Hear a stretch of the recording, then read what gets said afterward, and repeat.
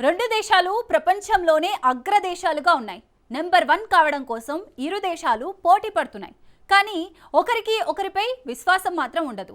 ఒకరికి మరో దేశం ఉత్పత్తులు లేకుండా మనుగడ సాధ్యం కాదు. కానీ ప్రతి నిమిషం ఆ దేశంపై సుంకాలంటూ బెదిరింపులకు దిగుతుంది. ఒకరోజు టారిఫ్స్ 100 అంటాడు, ఇంకోసారి 200 అంటాడు అమెరికా అధ్యక్షుడు ట్రంప్. కానీ చైనా నుంచి గుండు సూది కూడా దిగుమతి చేసుకోకుండా ఆ దేశం బతకలేదు. పైకి డిష్యం అనుకున్నా తాజాగా మేమిద్దరం కలిసిపోయామంటూ చేసిన ప్రకటన ప్రపంచాన్ని ఆశ్చర్యంలోకి ముంచెత్తింది.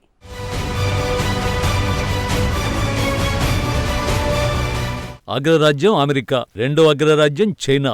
ఈ రెండు దేశాల మధ్య పచ్చగడ్డి వేస్తే భగ్గుమంటుంది. ఇప్పుడు ఇరు దేశాలు స్నేహగీతాన్ని ఆలపిస్తున్నాయి. ట్రంప్ 2.0 పాలనలో చైనాపై సుంకాలతో విరుచుకుపడుతున్నాడు. చైనా కూడా ఎక్కడా వెనక్కి తగ్గడం లేదు. అమెరికా దిగుమతులపైన చైనా సుంకాలు విధిస్తోంది. మరోవైపు అమెరికాకు ఎగుమతి చేసే రేర్ ఎర్త్ మినరల్స్ పై చైనా పట్టు బిగిస్తోంది. ఇరు దేశాల మధ్య కోల్డ్ వార్ కొనసాగుతోంది. ఇలాంటి తరుణంలో ఇరు దేశాల అధినేతలు తాజాగా భేటీ కావడం ప్రాధాన్యతను సంతరించుకుంది. పరస్పరం ఒకరికొకరం సహకరించుకుంటామంటూ కొత్త పల్లవి అందుకోవడం దక్షిణ కొరియాలోని బుసాన్ వేదికగా ఆసక్తికర ఘట్టాన్ని ఆవిష్కరించింది.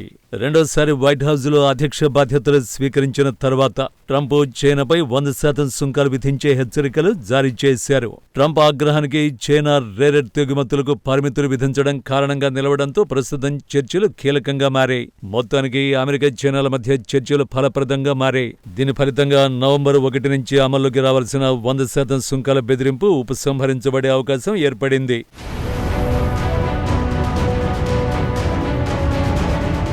ఆరేళ్ల విరామం తర్వాత అమెరికా అధ్యక్షుడు డొనాల్డ్ ట్రంప్, చైనా అధ్యక్షుడు జీ జిన్పింగ్ మధ్య జరిగిన సమావేశం కొత్త పేజీని లిఖించింది. వాణిజ్య యుద్ధం, సుంకాల ఉద్రిక్తతల మధ్య జరిగిన ఈ భేటీ అరుదైన భూముల ఒప్పందంతో ముగిసింది. రక్షణ, ఆటోమొబైల్, సెమీకండక్టర్లు, ఎలక్ట్రానిక్స్ వంటి వ్యూహాత్మక రంగాలకు కీలకమైన ఈ అరుదైన ఖనిజాల సరఫరా విషయంలో అమెరికా, చైనా మధ్య 1 సంవత్సరానికి సరిపడే తాత్కాలిక ఒప్పందం కుదిరింది. భేటీ ద్వారా సమస్యలకు పరిష్కారాలు కనుగొన్నామన్నాడు ట్రంప్. చైనా అమెరికా కలయిక ప్రపంచం కోసం మంచిదన్నాడు. ఎయిర్ ఫోర్స్ 1లో విలేకరులతో మాట్లాడిన ఆయన, రెండు దేశాల ఒప్పందం ఏడాది పాటు కొనసాగుతుందని, ప్రతి సంవత్సరం తిరిగి చర్చించుకొని కొనసాగేలా చేసుకుంటామన్నాడు. ఏప్రిల్లో తాను చైనా వెళ్తానన్న ట్రంప్ ఆ తర్వాత జిన్పింగ్ అమెరికాకు వస్తాడన్నారు. అమెరికా, చైనా మధ్య వాణిజ్య ఘర్షణలు గత ఏడాది నుంచి పెరుగుతూ వచ్చాయి. అయితే తాజాగా డీల్ గ్లోబల్ మార్కెట్లకు కొంత ఊరటనిచ్చే పరిణామమని చెప్పాలి.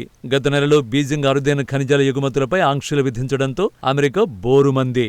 అమెరికా తయారు చేసే అనేక ఉత్పత్తులు చైనా ఎగుమతుల నిషేధంతో ఆగిపోయాయి.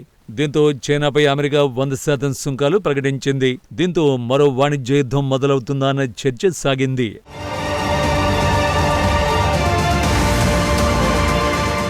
బుసాన్ సమావేశంలో రెండు దేశాలు ఇచ్చిపుచ్చుకునే ధోరణిని అవలంబించే.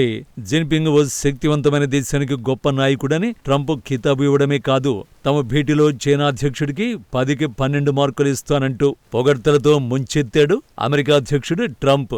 వాణిజ్య ఒప్పందాలతో పాటుగా ఫెంటానిల్ సమస్యపై కూడా ఇద్దరు నేతలు చర్చించారు.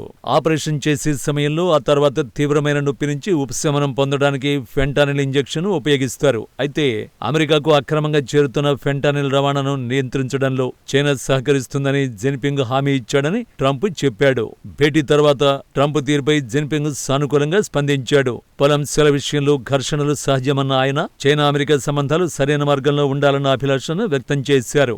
ఇరు దేశాలు భాగస్వాములు, స్నేహితులుగా ఉండాలన్నాడు. బాధ్యతను పంచుకోవలసిన వారు కలహించుకోవడం మంచిది కాదన్నాడు. ఈ సమావేశం ఆసియా పసిఫిక్ ఆర్థిక సహకార ఎపెక్స్ సమ్మిట్ సందర్భంగా జరిగింది. ప్రపంచవ్యాప్తంగా కొనసాగుతున్న ఇంధన, సాంకేతిక, సైనిక ఉద్రిక్తతల మధ్య ఈ భేటీ సాగింది.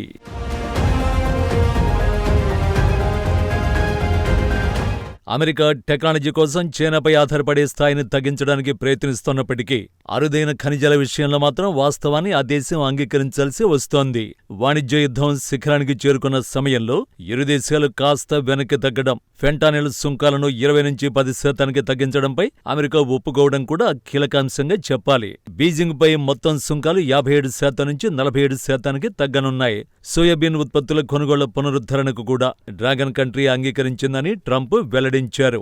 రేర్ ఎర్త్ మెటీరియల్ కు సంబంధించిన సమస్య కూడా పరిష్కారమైందని ట్రంప్ వెల్లడించారు. ఈ మెటీరియల్స్ ను ఏడాది పాటు ఎగుమతి చేసేలా చైనా అంగీకరించిందని, ఈ మేరకు ఇరు దేశాల మధ్య అగ్రిమెంట్ కుదిరిందని చెప్పారు. ప్రతి ఏటా అగ్రిమెంట్ ముగిసిన వెంటనే చర్చలు జరుపుతామని వెల్లడించారు. ఇక చైనాతో త్వరలోనే వాణిజ్య ఒప్పందం కూడా కుదురుతుందని ట్రంప్ విశ్వాసాన్ని వ్యక్తం చేశారు. అమెరికా నుంచి ప్రతి ఏటా 25 మిలియన్ మెట్రిక్ టన్నుల సోయాబీన్ దిగుమతి చేసుకోవడానికి చైనా అంగీకరించింది.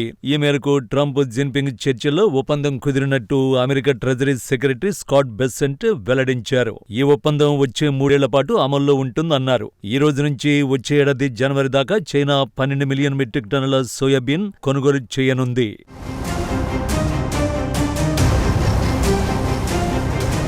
2024 ఎన్నికల్లో విజయం సాధించిన తర్వాత ట్రంప్ తిరిగి అంతర్జాతీయ వేదికపై చురుకైన చర్చలతో ముందుకు సాగుతుండగా, జిన్పింగ్ కూడా చైనాకు ఎదురవుతున్న ఆర్థిక ఒత్తిడిని తగ్గించడానికి దౌత్య మార్గాన్ని ఎంచుకున్నట్టు కనిపిస్తోంది.